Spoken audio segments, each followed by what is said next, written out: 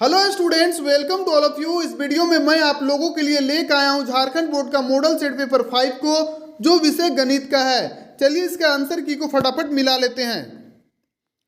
पहला क्वेश्चन है, 225 को अभाज्य गुणनखंडों के गुणनफल के रूप में लिखा जा सकता है। तो सबसे पहले हम लोग 225 का एलसीएम निकालेंगे, उसके बाद देखेंगे कि चारों ऑप्शन में से कौन सा ऑप्शन मेरा मैच कर रहा है। ठीक है, जैसे हम देखिए साइड में निकाल भी दिए हैं। इसका राइट आंसर है ऑप्शन नंबर ए। आप लोग इधर मिला भी सकते हैं। ठीक है, अगला क्वेश्चन नंबर दूसरा है, 130 तथा 420 का महत्तम समापवर्तक 10 है। मतलब एचसीएफ जो है 10 दिया हुआ है और इसका एलसीएम पूछा है। इसका जो सूत्र होता है बच्चों, वो होता है दो संख्याओं का गुणनफल और बट्टा में एचसीएफ। तो दो संख्या मेरा क्या है, 130 और 420, दोनों का गुना और नीचे में क्या हो जाएगा 10। डिवाइड करके जो संख्या बच जाएगा उसको मल्टीप्लाई करेंगे, वही उसका आंसर हो जाएगा। जैसे इसका ऑप्शन नंबर सी सही है। ठीक है, क्वेश्चन नंबर तीसरा, यदि HCF a,8 इक्वल टू 4 और LCM a,8 इक्वल टू 24। अब दो चीज़ हमको दिया है, HCF भी और LCM भी। हमको पूछ रहा है a का मान क्या होगा। तो सिंपल आप लोगों को काम करना है, दो संख्या लेना है फिर से, a इंटू 8, a इंटू क्या हो जाएगा 8 इक्वल टू 24 इंटू 4, क्योंकि दो चीज़ तो हमको दिया हुआ है ना, HCF और LCM। अब उसको आप बना के देखिएगा तो इसका आंसर हो जाएगा 4 तिया 12, मतलब option number C.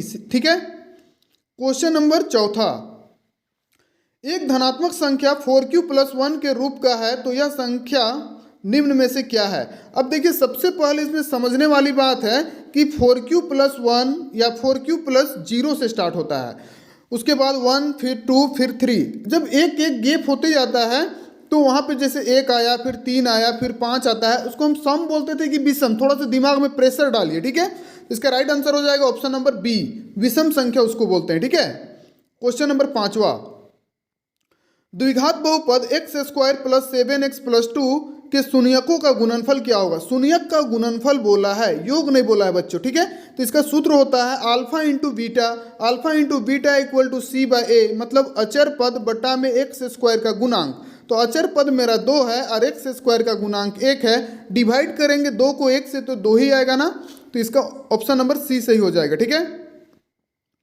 Question number छठा, यदि शून्यकों का योग तथा गुणनफल क्रमशः 3 और -2 है। देखिए योग भी दिया है और गुणनफल भी दिया है, तो आप लोग को काम करना है कि शून्यकों का योग और गुणनफल का जो सूत्र होता है x² - alpha + beta x plus alpha into beta equal to 0, इसमें बैठा के पुट कर दीजिएगा तो आपका आंसर आ जाएगा ऑप्शन नंबर सी। ठीक है बच्चों, क्वेश्चन नंबर 7वां, किसी बहुपद px के लिए ग्राफ दिया हुआ है। ठीक है, अभी हमको px का मान पूछा है, ज़्यादा इसको पढ़ने की जरूरी नहीं है। मतलब x वाला लाइन में जो ग्राफ ऐसे ऐसे घुमा है जिगजैग पथ में, वो कै बार टच किया है, 1 2 3, आंसर क्या हो जाएगा 3। देखिए यहाँ पे 3, लेकिन यहाँ पे हम कलर नहीं किए हैं। ठीक है, क्वेश्चन नंबर 8वां, वो छूट गया है गलती से। समीकरण युग्म 2x + 3y + 4 इक्वल टू 0 तथा 4x - 5y + 6 इक्वल टू 0। अब इसको पूछ रहा है कि अद्वितीय हल होगा, कोई हल नहीं होगा, अनेक हल होगा या फिर दो हल होगा। हम बोले हैं आप लोग को, जब सब वैल्यूएशन आपस में बराबर होता है तो उसको बोलते हैं अनेक हल या फिर संपाती। तो अनेक हल तो नहीं हो रहा है बच्चों। उसके बाद है दो हल, तो दो हल भी इसमें नहीं हो सकता है। अब इसमें कोई हल नहीं, अब कोई हल का भी यहाँ पे चांस नहीं बन रहा है। जब शुरू में कोई ग्राफ कट जाता है बच्चों तो उसको हम लोग अद्वितीय हल बोलते हैं। दिमाग में थोड़ा उसको बैठा कर रखिए। ठीक है, क्वेश्चन नंबर 9, समीकरण युग्म y = 0 और y = -5 का हल है। अब देखिए दो को यहाँ वैल्यू दिया है, तो यहाँ तीसरा तो नहीं आएगा, या पहला तो नहीं आएगा, या अनंत तो नहीं होगा। राइट आंसर है इसका ऑप्शन नंबर बी। ठीक है, दो ही होगा।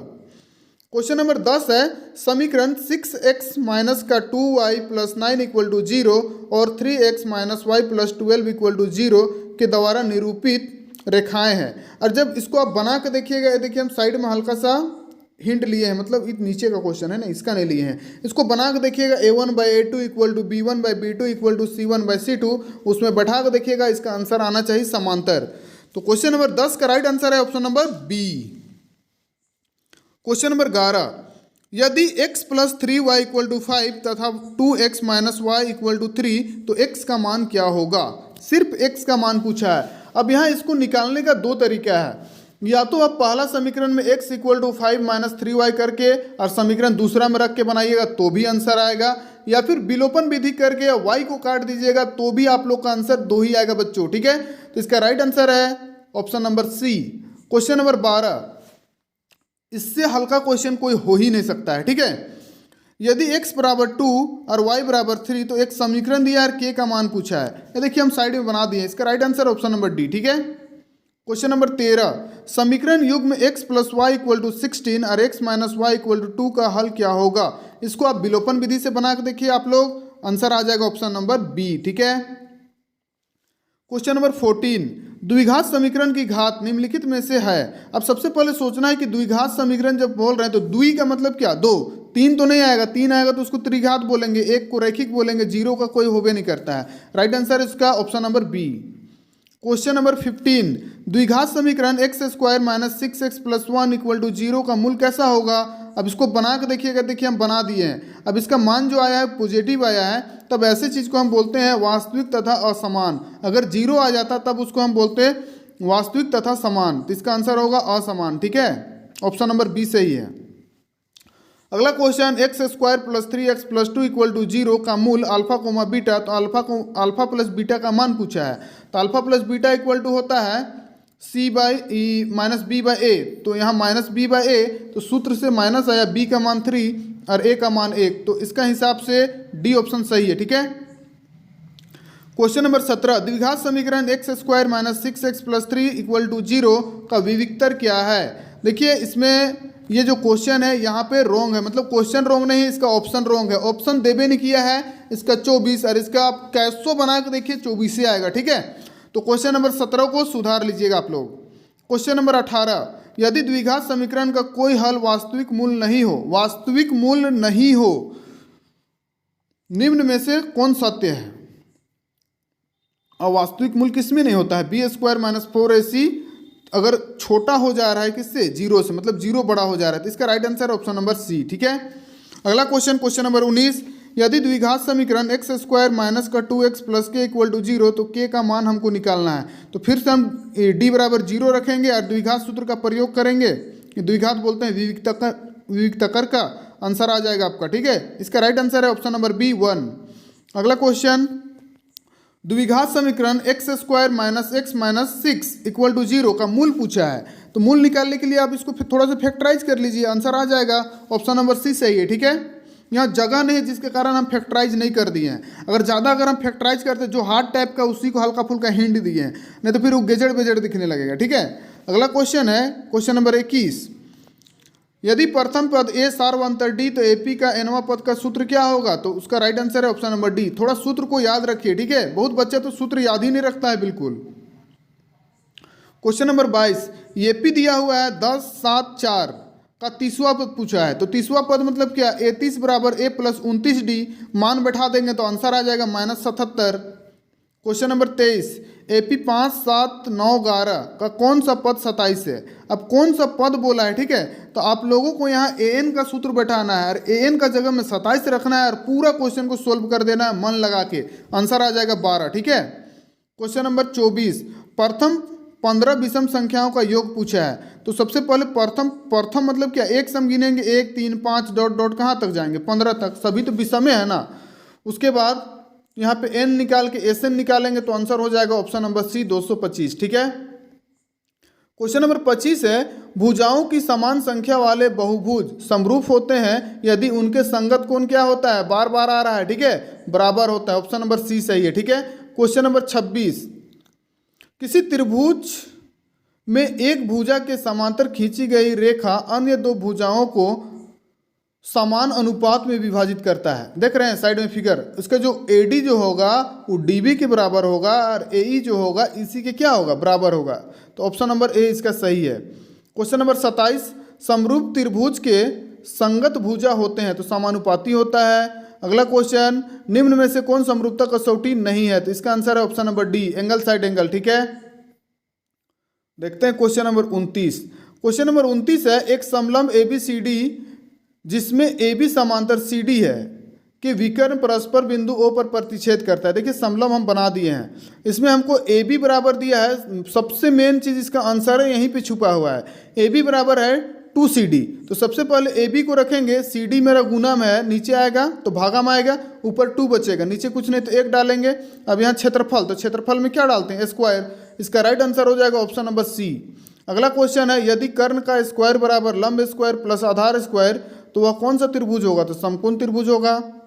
अगला क्वेश्चन 31, किसी समकोण त्रिभुज में आधार तथा लंब की लंबाई दिया हुआ है, क्रमशः 5 सेंटीमीटर तथा 12 सेंटीमीटर हो तो कर्ण की लंबाई क्या होगा। आप लोग को इसको बना लेना है एक वृत्त। उसके बाद ये इसमें आपका 2 चीज़ दिया हुआ है, आपका आधार दिया हुआ है और लंबाई दिया हुआ, आपको कर्ण निकालना है। पाइथागोरस सूत्र डाल दीजिएगा, बन जाएगा। ठीक है, 13 सेंटीमीटर आंसर आना चाहिए।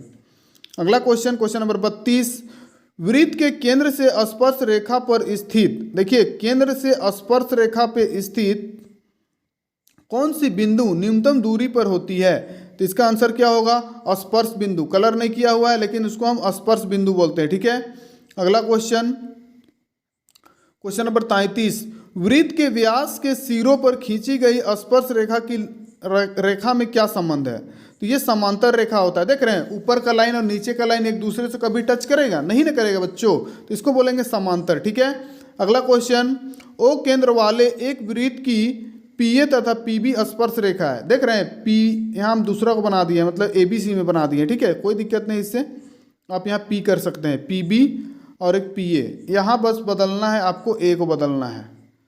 अब इसको पूछ रहा है कि इसका कोण क्या होगा, तो ये 90, ये 90 और यहाँ पे हमको निकालना है, तो ये हो जाएगा आपका 90 डिग्री। ठीक है, मतलब ये 90 डिग्री का ही बनता है ना। कोई भी वृत्त जो है अपना परिधि पे जब भी टच करता है तो वहाँ पे कितना डिग्री का कोण बनाता है, 90 डिग्री का।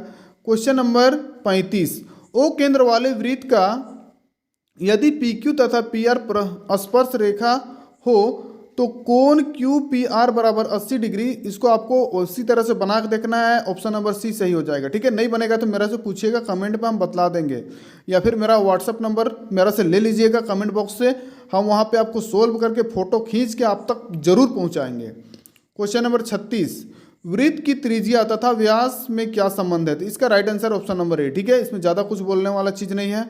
अगला क्वेश्चन है क्वेश्चन नंबर 37, 60 डिग्री केंद्रीय कोण और 14 सेंटीमीटर त्रिज्या वाले त्रिज्या खंड का, तो त्रिज्या खंड का सूत्र क्या होता है, थीटा बटा 360 पाई आर स्क्वायर। वैल्यू रखिएगा थीटा का जगह में 60 और आर का जगह में रखिएगा 14 गुना 14, काट कूट कीजिएगा, आंसर आ जाएगा ऑप्शन नंबर C। ठीक है, क्वेश्चन नंबर 38 जो है, 21 सेंटीमीटर त्रिज्या वाले एक वृत्त का एक चाप 60 डिग्री का कोण अंतरित करता है तो त्रिज्या खंड का क्षेत्रफल क्या होगा, तो थीटा बटा 360 पाई आर स्क्वायर। बैठाइएगा तो आंसर आ जाएगा आपका, और इसका ऑप्शन थोड़ा सा ना यहाँ पे अच्छा ठीक है, इसका ठीक है, इसका right answer option number B 231 आ जाएगा। ठीक है, देखिए हम गुना किए हैं, यहाँ पे आया है। लास्ट क्वेश्चन है आपका, लास्ट नहीं 39, 7 सेंटीमीटर त्रिज्या वाले अर्ध वृत्त का क्षेत्रफल क्या होगा, तो अर्धवृत्त मतलब क्या, आधा, तो 1/2 पाई आर स्क्वायर रखेंगे तो इसका आंसर आएगा 77। यहाँ पे आंसर गलत दिया हुआ है। ठीक है, क्वेश्चन नंबर 40 है, यदि वृत्त की कोई जीवा वृत्त की त्रिज्या के बराबर हो तो केंद्रीय कोण का माप क्या होगा। अगर सभी भुजा इसका बराबर हो जाता है तो उसका कोण क्या होगा, 60 डिग्री होगा बच्चों। ठीक है, तो चलिए इसी के साथ हम लोग अब ये भी खत्म हो गया। मतलब समझिए कि मैथ का set 1, set 2, set 3, set 4, set 5 पूरी तरह से खत्म हो चुका है। अब आप लोग इसको बार बार बना के देखिए, और बना के देखने के बाद जो क्वेश्चन नहीं बनता है उसको मेरा से पूछिए, जैसे भी पूछना है लेकिन पूछिए। ठीक है, और देखते हैं, नहीं तो 5 सेट को मिला के एक हम टेस्ट लेंगे, यूट्यूब में ही लेंगे। ठीक है, आप लोग को आंसर देना, ऐसा नहीं कि टेस्ट ले रहे हैं यूट्यूब में तो हम चीटिंग करके बना लिए, नो चीटिंग। ओके, अगर आपको अच्छा नंबर लेके आना है जैक बोर्ड में, इस बार गोल्डन चांस है, समझिए आप लोग के लिए इतना बढ़िया ऑफर दिया है सरकार। अगर अच्छा नंबर लाना है तो चोरी उरी मत कीजिए, जो जानते हैं उसी के आधार पर कीजिए, किसी का कॉपी पेस्ट करके क्या फ़ायदा है। ठीक है बच्चों, तो वीडियो को यहीं पे स्टॉप करते हैं। Okay, thank you.